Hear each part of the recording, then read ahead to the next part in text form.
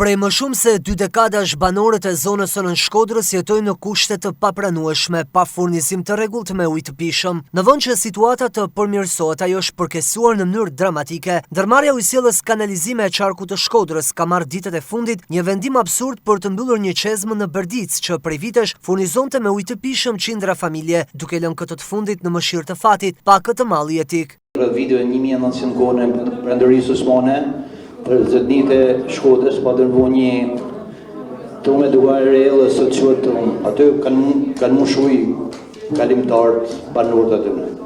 Ka 20 vjetë që në Berdicë një banor nga Berdica ka vendosur qesme publike, ku aty kanë mushuj gjithë banorët e zonës në Nënshkodrës. Ka 2 muaj që ai burim është ndërprer nga ujësiellësi nga SHA ujësiellës. Janë zonat e Nënshkodrës ku aty kanë marrë ujin nga ujësiellësi që furnizon Baqallekun. Ato ujësiellësi që janë në zonën e Nënshkodrës, ata janë jashtë standardeve, nuk kanë janë shkushte teknike dhe po jep vetëm një shembull. Në njësinë Berdicë është fshati Trush, janë rreth 4000 banorë ku aktualisht nuk ka ujësiellës.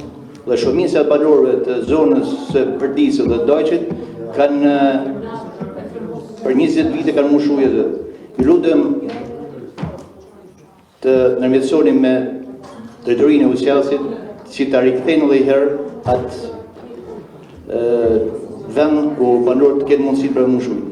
Ky veprim është tjetër dëshmi e neglizhencës së thellë institucionale dhe mungesës totale të përgjegjësisë publike nga ana institucioneve vendore. Banorët e Nënshkodrës që prej më shumë se 20 vitesh detyrohen të mbushin ujë me bidon, tashmë përballen me një krizë që prek jetën dhe shëndetin e tyre. Në vend që të vlerësojë ky shembull i familjes që ka vendosur këtë qezmë, ndërmarrja e ujësiellësit vepron në mënyrë arbitrare, edhe pse e di fare mirë që zona nuk ka ujë pasi nuk funksionon rrjeti që pas përmbytjeve të vitit 2010-2011. Paradoksalisht edhe Bashkia e Shkodrës hesht pa dhënë një zgjidhje për këtë skandal, në një kohë kur flitet për projekte, investime dhe fonde për infrastrukturën, por që realiteti në terren flet krejt të kundërtën. Në mbyllje të vitit 2025, ende familje të tëra vuajnë për furnizim me ujë të pishëm.